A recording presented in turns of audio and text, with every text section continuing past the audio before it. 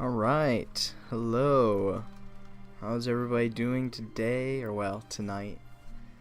This is session 3 of the book of Matthew, a close reading of the Bible. In the first 2 sessions, right, we got through the whole genealogy of Jesus, and then just this last one, we got through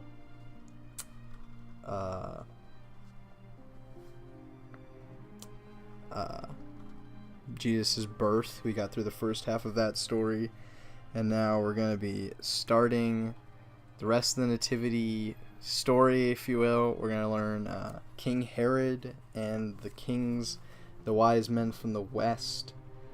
That's what we're looking at in this one.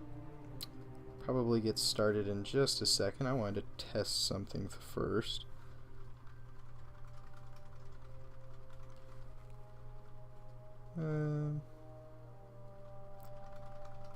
So yeah, just kind of a quick rundown of what we do on this channel. It's reading books slowly, and that's pretty much what we do, right? So the 2 podcasts I have going right now is The Lord of the Rings, and then this one on the Bible, and we're starting in the New Testament.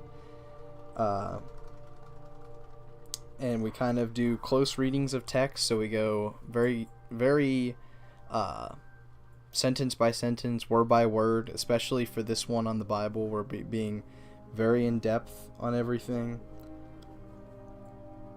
And so far, it's been a lot of fun. I've been enjoying some of the things we've been learning about. Just from the genealogy of Jesus alone, we had a lot of pretty interesting insights, and I hope that as the channel grows and as this kind of gets into a rhythm, more people can join on the live, because a large part of the eventual goal here is to have like an active chat with ideas and stuff. So yeah, if you have any thoughts while I'm reading this, please chime in. So we're going to go ahead and get started. I've been using for most of these the HCSB. Hello. Hi, Jay Latolet. Thank you. I'm glad you've enjoyed these. I've been doing HCSB, so that's Holman's Christian Standard Bible. That's the translation I'm using. But then I also have, as a second reference, it's my Greek English Interlinear New Testament, and it's the New Revised Standard Version, so it's a very literal translation, if translation is really even the right word. So that is the second tool I'm using, kind of to get like real deep into the nitty-gritty of exactly what these words are and what's being said. That way, we're not making huge conclusions based on things that are just in that translation, like just the translator put it that way, and that's not actually how the text itself might have put it in the original form and things like that. So let's go ahead and get started. We got chapter 2 now, and this is verses 1 through 6. Grandma and Ellie are going to be here as well. Well, that'll be fun. I hope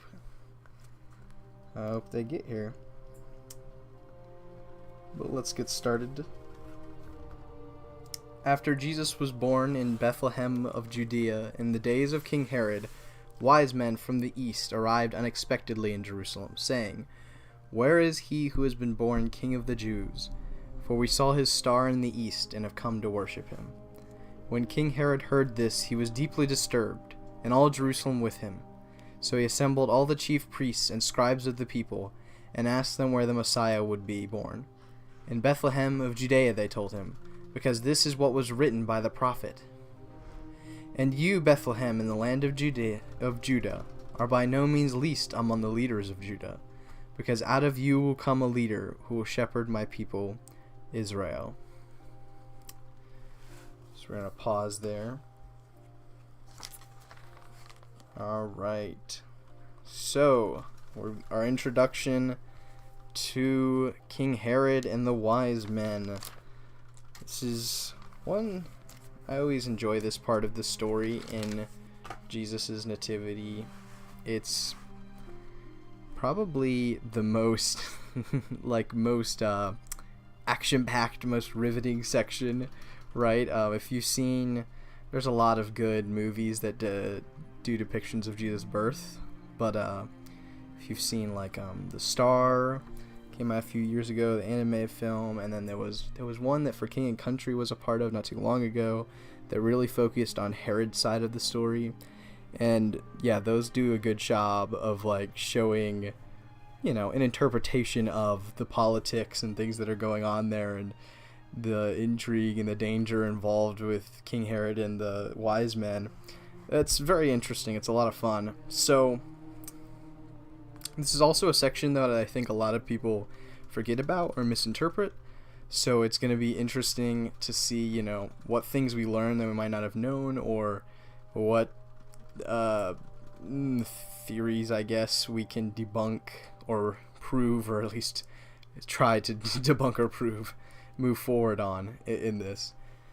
So right off the bat, after Jesus was born in Bethlehem of Judea, Journey to Bethlehem. Yes, that was the name of the film I was thinking about. Yep.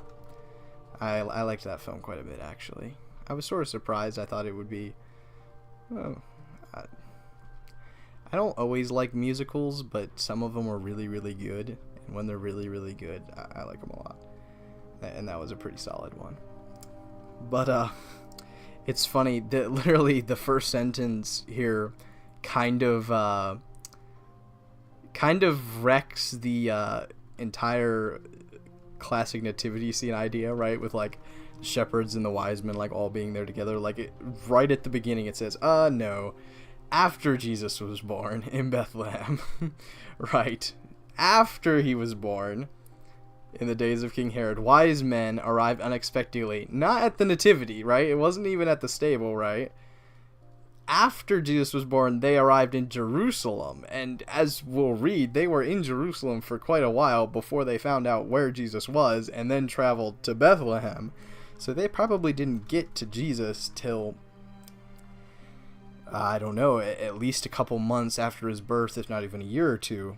We'll have to keep an eye on that to see if we get more firm dates or clues here. But right off the bat, after Jesus was born in Bethlehem of Judea, in the days of King Herod, wise men from the east arrived unexpectedly in Jerusalem. Another thing that stands out about that first sentence is the in Jerusalem part. I honestly feel like I forgot King Herod lived in Jerusalem. I feel like this is... I kind of know how the politics of the Jewish people work, right? I know a decent little bit, but I feel like I wish now that I had researched a lot more into this. I think we'll get a lot of information about King Herod and his son, about how they work in the politics of the area. But I think Herod is in charge of Galilee, particularly. And he is also... Yeah, I think he's like the king of Galilee. See, that might be what the second Herod is. We'll have to see as we read this what exactly it says. I know it says in the Bible, like, his son was king of Galilee, but he was king of Judea, or something like that. But I do always forget that Herod is in Jerusalem, and that later sentence, when King Herod heard this, he was deeply disturbed, and all Jerusalem with him. I don't think I ever noticed that, like, the wise men kind of caused a stir, and not just in King Herod's court, like, in all of Jerusalem. Like, the same Jerusalem that has the Sanhedrin with the Sadducees and the Pharisees, the same Sadducees and Pharisees that went on to hunt and crucify Jesus, right? Like, the same guys were probably there and were like, the wise men, they say the king of the Jews is being born. These chief priests and scribes of the people that King Herod assembles, I know I'm getting ahead of myself, those are probably the same chief priests and scribes that crucified Jesus. I don't think I ever noticed that before, but, like, that's who it is. Honestly, that's enough. This is probably one of, like, the biggest incriminating pieces, I guess, against the Sadducees and Pharisees is like, you guys knew from his birth, you knew that something was up, right? The wise men, if you had just listened and believed what they were saying, you would have known that there was going to be a king coming out of Bethlehem at around this time. But apparently they forgot about it, or they didn't actually believe the wise men. Well, I don't know if we actually get any other pieces of information about this, but that's something I don't think I ever noticed before, that it was in Jerusalem, and those chief priests, especially the chief priests, were almost certainly like Pharisees or Sadducees. I wonder, what does my Greek text call the chief priests? Yeah, chief priests and scribes. So that's definitely, yeah, probably might have been even some of the same exact people who were involved in Jesus's court later on. That's pretty cool. But, oh, hi Barbara, how are you doing? I am doing pretty well. I'm glad you enjoy the streams. After Jesus was born in Bethlehem of Judea in the days of King Herod, wise men from the east. Okay. So now we come to the wise men, the magi, the wise kings, the three kings. They have a bajillion different names, and nobody can seem to agree. Even my two translations can't seem to agree. This one labels them the wise men from the east. This one labels them the magi from the east. Just so the root of magi, unless I'm mistaken, is the same root as like magician. So, but I wonder if magician originally had a different meaning than we think.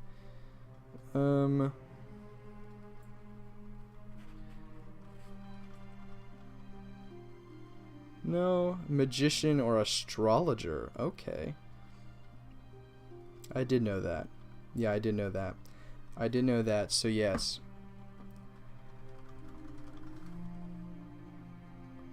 Oh, hi Jasmine. Glad you stopped by. Yeah, if you can't stay, that's fine. You can always watch afterwards. And I'm probably doing this every Monday, so you'll have lots of opportunities. We might be here for like a few years before we finish even Matthew, but definitely the whole Bible. So yeah, astrologer or magician, that's the roots of magi. This translation renders it wise men. And I think all of those things honestly go together, right? Especially like in a medieval mindset. I think astrologer might actually kind of be the definition I like the most. That probably, maybe they weren't exclusively astrologers, but that would explain why they immediately knew, like, this star is different, right? Something's up here, right? They were following the signs of the heavens above or something. Like, they clearly had an understanding of how the stars work, and possibly were in some kind of, I'm trying to think if there's a word for that. It might just be astrology, but you know, like the mystical astrology, like trying to look for Greek for magos, which was a learned priestly class. Ooh, that's interesting. A learned class. Yeah, okay, that works. That's probably the wise men translation. Yeah, I think all three of them could be correct, and I think all three of them probably are correct. I think wise men who were astrologers, and perhaps even like astrologers in the sense that they, you know, like looked for signs and prophecies and things like that in the stars, because that would explain what they're doing here, right? Like, just a generic like smart king isn't gonna like look at a star and say, that's telling me to go. Astrology and astronomy are different. Yes, astrology is the study of the stars, and astronomy would be, well, yes, you're right. No, so Jasmine, I think I got it backwards. Actually, astronomy or astrology is the exact word I'm looking for. Astronomy is the study of the stars. Astrology is the study of like divinatory practices using the heavens as like a roadmap or whatever, right? So like the sort of stuff that was very common in Babylon and Ur and all those places, right? Like looking into the heavens to find, prophecies and foresight and symbols and things like that. And that goes into the magician thing, right? To them, those are probably pretty similar things. Like, to a medieval person, somebody who reads the stars even innocently in a normal sense probably seems...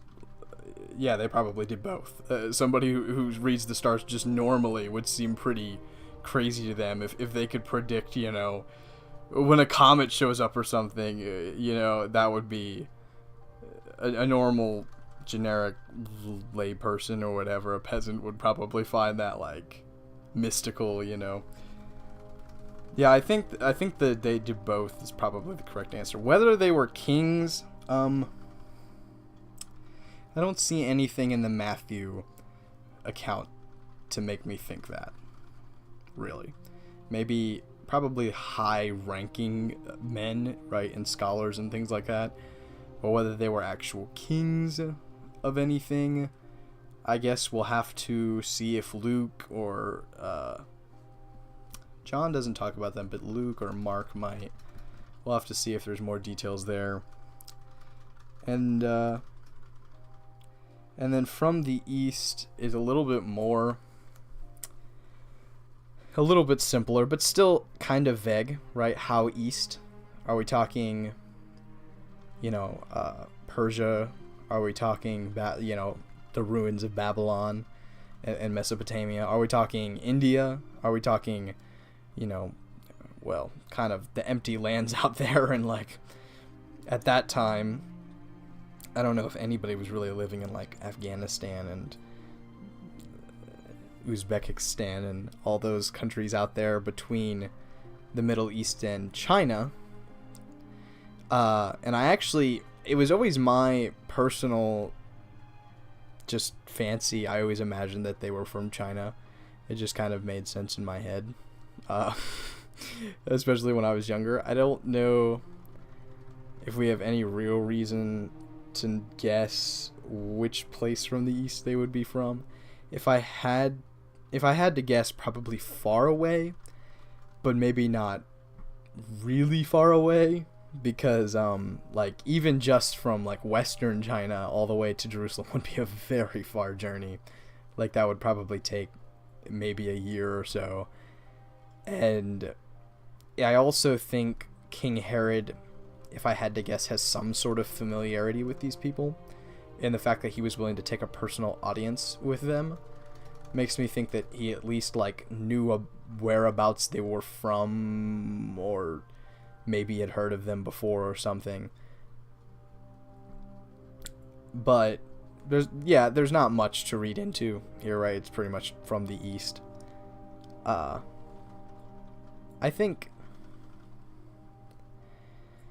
think, to be honest, like the Mesopotamian area is really what's known for like astrology. I don't know if China's ever really been into that as much. China's had a lot of technological advancements at that time, but I don't know. I can't think of any real references to them in astrology, but I also don't know my Chinese ancient history that well. Same with India.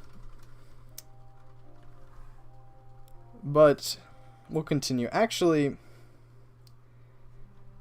that word unexpectedly does make me think that it's probably farther rather than really close. Like, it's probably not close enough that it's clearly not close enough that they would just send like a messenger to let King Herod know. Like, it's not like their neighbors in Syria or something are just like, oh yeah, we came from down there. Like, if it's unexpected, you presume that they're far enough away that they weren't able to send an entourage and messengers and stuff ahead of them, if they're as high-ranking officials as I don't doubt they are.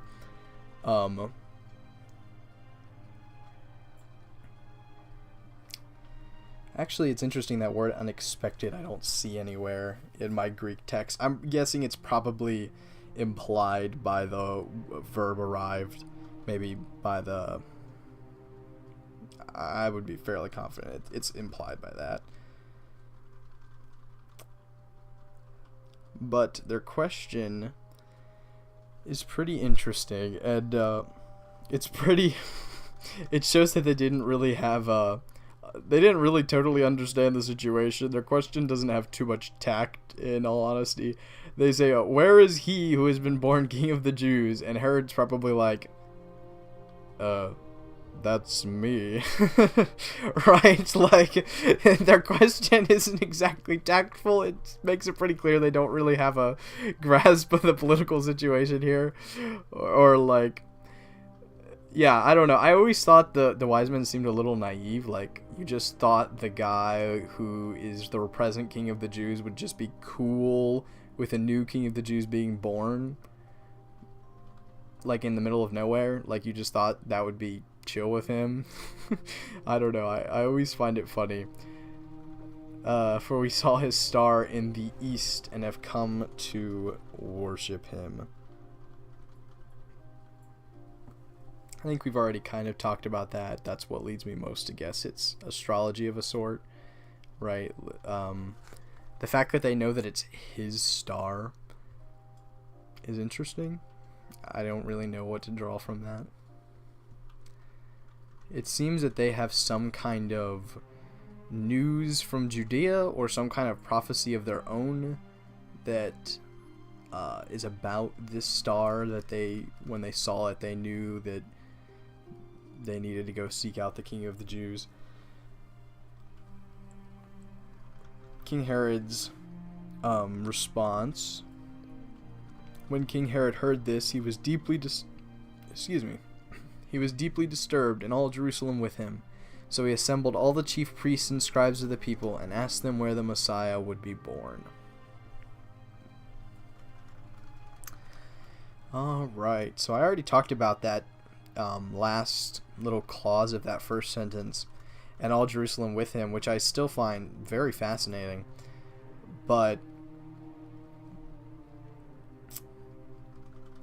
King Herod's response is, to be honest, what you'd expect. He's disturbed by hearing this, and he actually shows a decent bit of you know what? I just had a thought. So I was going to say he shows a decent bit of wisdom actually in his response, right? He realizes that this is a spiritual or biblical figure of some sort, right? Getting together the chief priests and scribes of the people. What's interesting, I wonder now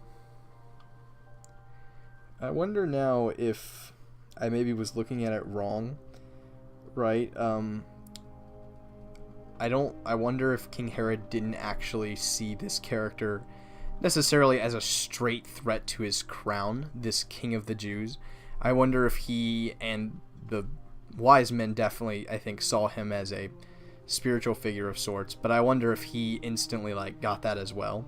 That probably makes more sense, actually, that he understood king of the Jews, like as in the king of the Jews, like as in the one from the Bible. Like, if he actually knew what they were talking about, that would kind of make more sense, to be honest, because, as I said, the wise men seem really naive otherwise, if they're just like, oh yeah, the king of the people you're the king of right now.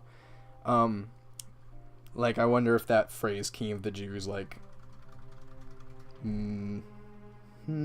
specifically was the title that the biblical character had in the prophecies. I don't know. I feel like when prophesied about, Jesus isn't usually called King of the Jews. It's not his typical one. Like, Son of Man is probably the biggest one he gets called in prophecies, and then, like, Lion of Judah, the Lamb, the Root of Jesse.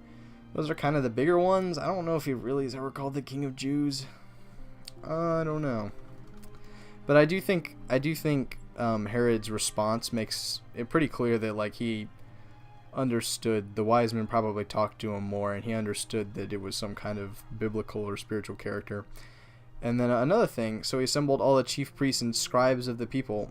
We already didn't have enough proof just based on those just based the name chief priest suggests to me that it's the Sadducees and Pharisees. Yes, it is what they put on his cross. To be honest, I was thinking of that as well. I was like, we hear the name King of the Jews in like a lot of movies and stuff because that's what both they called him at his birth and at his death. He doesn't get called that almost any other time. Yeah, that's... I actually think those are probably the two main times, if only times, he's really called the King of the Jews like that. I think that makes sense from a political standpoint. Of course, the people in power politically are going to... That's what they're going to remember Jesus as, is like, he's a threat to our throne, he's a threat to our politics, he's trying to take over. That's what they're going to know him as. So that does make sense. But that is also kind of a suspicious... this is another part of the incriminating evidence against these chief priests and scribes. That, like, how could you not have seen the connection, right, to the King of the Jews back from the wise men, and now this guy's getting crucified with the King of the Jews on his side? Like, how can you not see that it's been exactly the same amount of years and everything? Honestly, like, that's so not coincidental. It's not coincidental, but to them, it's whatever, so coincidental, so obvious that it almost feels like surely they must have realized that it, like, that they must have been thinking about this, maybe a part of them, when they mocked him as the King of the Jews. Like, were they thinking about these prophecies and stuff? I don't know. That's interesting. What I was going to say, though, if chief priest isn't enough to make us think it's the Sadducees, scribes of the people is gotta be the Pharisees. Like, I'm fairly confident about that. I'm pretty sure that's what they're almost always called, or when they're not called the Pharisees, right? The chief priests and the scribes of the people, especially. And ask them where the Messiah would be born. So yeah, he understands exactly what the wise men are talking about. I just need to read one more sentence. It literally says it right there. And ask them where the Messiah would be born. He knew what they were talking about. So to King Herod, what is so disturbing about this? Well, on one hand, the Messiah definitely could pose a political threat, right? If I'm Herod, I know he's not going to be coming of age for at least, 20 plus years. He's not going to be taking my throne for a while, but still, there's definitely that political threat of, okay, under the Jews' understanding, they believed the Messiah was going to come and be a military figure who is going to take back the throne of Judea, defeat the Romans, and set up an eternal kingdom. Like the ultimate Davidic kingdom, essentially, like the ultimate Israel. That sounds kind of funny to say. But that was pretty much what they thought. And so, yeah, I could see why Herod's probably like, he's going to take over my crown? I don't know about that. At the same time, though, if you are King Herod, if that was the only thing about the Messiah he knew, that wouldn't be that big of a cause for concern, right? Because he knows, okay, the Messiah is going to be at least 20 plus years till he's of age. I can always try to stop him later when he tries to take over my crown. How is he going to take my crown anyways if he's just a guy? And also, why would that be a bad thing? Like, somebody uniting all of, like, Judea, since I think King Herod mostly is based in Galilee, and then defeating Rome. Like, to King Herod, that might be like, maybe I can spin this and end up, like, principality leader of a free Galilee, right? Like, there's ways that he could spin that for his own benefit politically. So I do think there might be a small part of this that is, to him, he's deeply disturbed, not just because, okay, this might be a political threat, but because this might be a societal and spiritual threat. To me, he might understand that well before the Sadducees and Pharisees seem to, that Jesus, the Messiah, would be a big stir amongst his people, and it just would cause a lot of unrest and a lot of things he'd have to deal with. And also, he knows that I think King Herod is well aware that he isn't exactly a godly man, according to the Jewish laws and rulings. So I think he probably is well aware of the fact that the Messiah probably isn't going to be on his team, right? He probably knows that. So maybe not. Maybe he doesn't think that way. Maybe he thinks, as the king of Galilee, right, of a group of people that are Jewish, surely he would, greatly respect me and give me command. But I think just based on his reaction, I don't think that's the way he's thinking.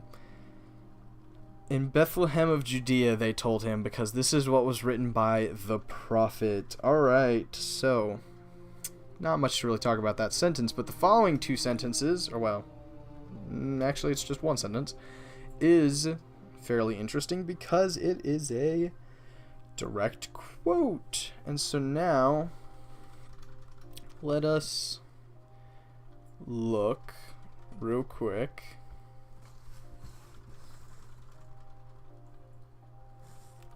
That quote is from, I had it written down, sorry.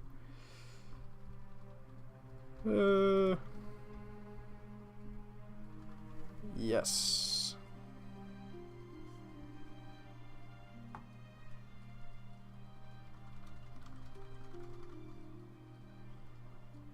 Yeah, so it's from Micah 5:2. Which I did not make a slide for, but I'll just read it.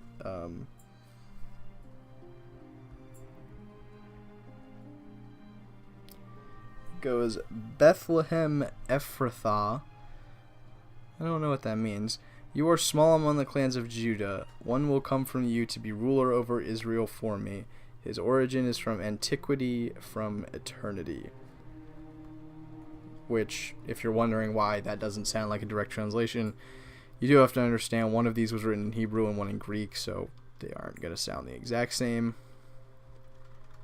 Right, you're essentially translating, the scribes were translating from Hebrew potentially into Greek or Aramaic, and then that Greek or Aramaic is getting translated into modern Greek, and then that Greek is getting translated into English. Well, actually, potentially Latin first and then English into our Bible, so it's not that surprising that it wouldn't sound exactly the same.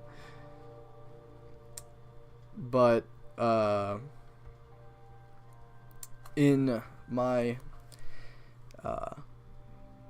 the New Testament, at least, it reads, "And you, Bethlehem, in the land of Judah, are by no means least among the leaders of Judah, because out of you will come a leader who will shepherd my people Israel."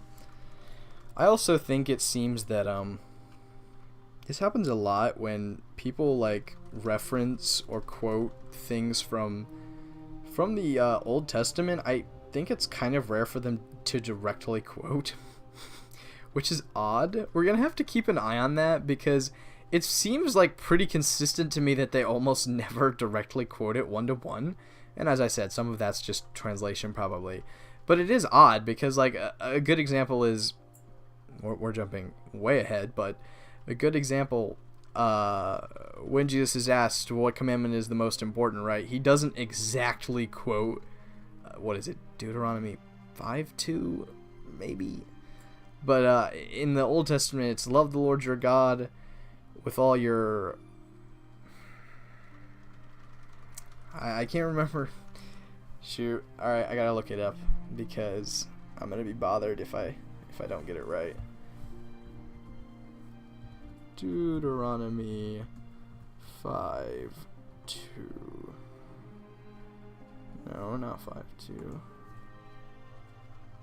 No.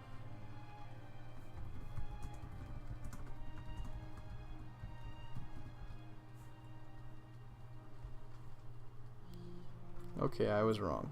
It is Deuteronomy 6:5. It's love the Lord your God with all your heart and with all your soul and with all your strength. In the New Testament, it is love the Lord your God with all your heart. Oh no. Okay. Love the Lord your God with all your heart, with all your soul, and with all your mind, according to this translation. And in Luke, I think it's with all your heart, with all your soul, and with all your mind. So, pretty much like all of the versions are just slightly different, like by one or two words. Yeah, mostly an oral tradition. That is true, right? So it might not be word for word. And yeah, I think that's probably it.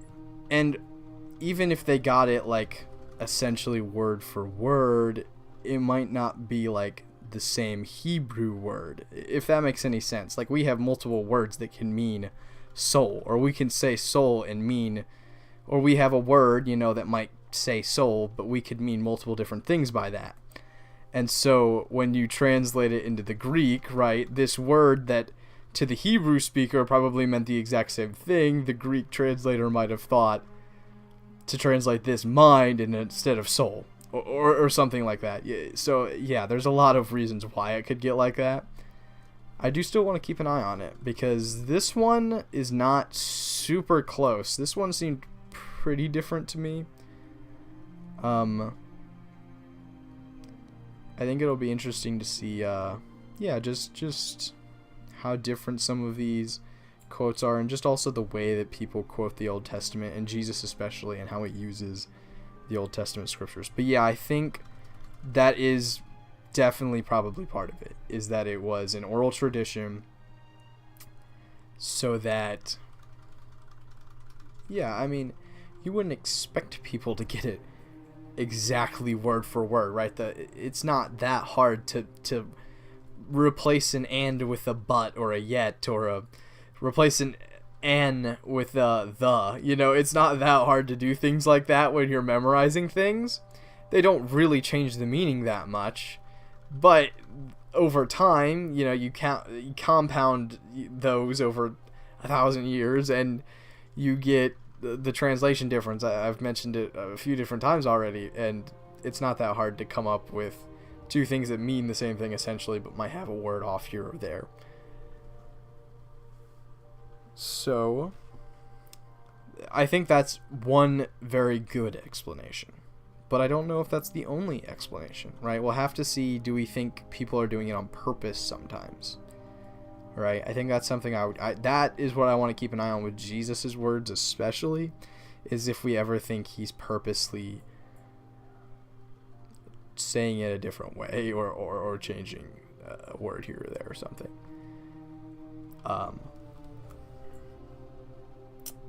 So we haven't actually talked about the actual meaning of the prophecy yet.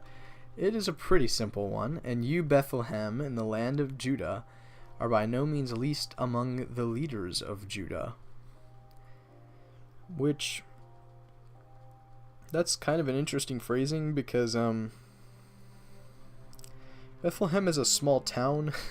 I'm not really sure in what sense of the word you're calling it a leader.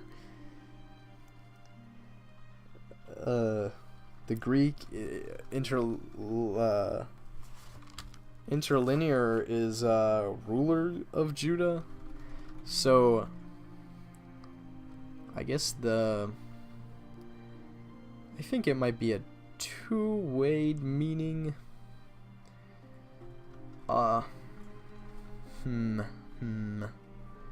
Like, you can be a city could be a leader in a nation in the sense of its political power and its status being greater and influencing the other cities around it. That's an abstract use of the word, but it works. And then I also think there is something of it that, like, it uses the word leader because, like, we're talking about leaders. Like, you, Bethlehem, in the land of Judah, are by no means least among the leaders of Judah. No, that's kind of the only real way to understand it. Bethlehem also, I wonder if this is an example of, I think something I've noticed reading the Old Testament not too long ago. I did an Old Testament course, is that cities and peoples a lot of the time seem to be connected, right? Or like fathers and peoples, right? Like, is it the people of Bethlehem are not least among the leaders of Judah. Not the city, it's like the Bethlehemites are not least among the leaders of Judah. Because that phrase, leaders of Judah, kind of reminds me of like the 12 tribes of Israel, right? So there's like the tribes of Israel, and then there's like the leaders of Judah. That might be an extrapolation, but that's kind of what it reminds me of. So if that's sort of what it's saying, right? Like the Bethlehemites, the people of Bethlehem, are not least among the peoples of Judah, excuse me. And Judah is important. I keep getting it confused with Judea. They're different. Judea is the name of the Jewish nation after they returned from exile. And it's mostly Judah. It's mostly the tribe of Judah plus Benjamin and some of the other northern ones too, I think, a little bit. But Judah, though, is specifically the name of that ancient tribe when it was a whole nation. Because out of you will come a leader who will shepherd my people Israel. There's another example of it right there. My people Israel, not the place Israel, the people Israel. To use in Marvel quote, Asgard is not a place, it's a people. That kind of seems like maybe what's happening here, right? Like Bethlehem is less so a place and it's more so the people that live there. Maybe with Israel it definitely is used that way though, right? Perhaps that's the difference between Judea and Judah. No, it's the tribe of Judah. Judah is also a tribe. It's also a people. I was going to say perhaps Judah is the land and Judea is the nation, but I don't think that's how it goes. I think it's just a time period difference for the most part. Alright, and then the only other thing that's interesting is the word shepherd. The word shepherd really stands out of this first slide because it's kind of a unique and unusual word for a leader. Not exceptionally unusual, I don't think. It's not that unusual in the Bible, and I don't really think it would be that unusual to them. Like, it's not a super far out concept. Yeah, a shepherd is somewhat like a king or a leader, right? It guides its people, it leads them in conflicts, it protects them. There's similarities. I don't know why I said that funny. It's not like similarities, it's similarities. Anyways. But it is definitely... You notice what word isn't there in that sentence is king. In this version, it's ruler. In that one, it's leader. Both of those can... Ruler is stronger. Okay. Usually, I prefer... for the most part, I'm going to defer to the Greek interlinear, because I think it's usually a more direct translation. I think this one could just be a translation thing, though. Like, you would have to have been there to know if he was talking about a leader or a ruler, right? Like, it's kind of a fine, distinct difference, and the word could kind of be translated either way. There is a difference, I think. A ruler rules the people. It makes the commands and it forces people to follow them. A leader doesn't have to be that. A leader can just be like a shepherd, somebody who guides people and protects them, but might not necessarily have true authority over their lives in the sense that a ruler does, right? By the way, that's one of the great things about the English language, is that we have so many different words for these sort of tiny differences, right? Like, you instantly understand the difference between ruler and leader, which is super cool because some other languages don't have that. And I have a feeling that Hebrew and Greek, Hebrew especially, I think, is probably one of those languages that doesn't have as many useful words for these sort of things. And that's probably why they may have had one word for leader/ruler, because to them that's the same difference in that language. Which, you know, I like English more. I like more options. It's kind of nice to be able to really get distinct meaning out of every word that's used. And that's part of what this channel is all about, to be honest, especially the Lord of the Rings discussion is about the exact word that's being used. That's why I have this Greek interlinear text with me. That's the main reason it's my main source even, because I want to know like exactly the word that's being used here. Like, what does it exactly mean? Because the fine details between an and a but, or a the and an could mean a lot when we're talking about something like the Bible. I think we're probably going to wrap it up there today. I was planning to keep going, but we are already a good 45 minutes in, and I do not think we would get through the rest of this passage. There's a lot of juicy stuff. The really quickly, briefly mentioned dream of the wise men, most notably, that I think we would want to spend a while talking about. So I think we're probably going to end here. I see we got quite a few people who joined. I'm glad. I hope you all enjoyed viewing, enjoyed the stream. To everybody who's catching up after the fact, I'm glad you could also join us, even if not on the live discussion. You all have a wonderful rest of your day. We're getting into holiday season, so happy holidays, and we will see you in the next stream next Monday. Until then, God bless.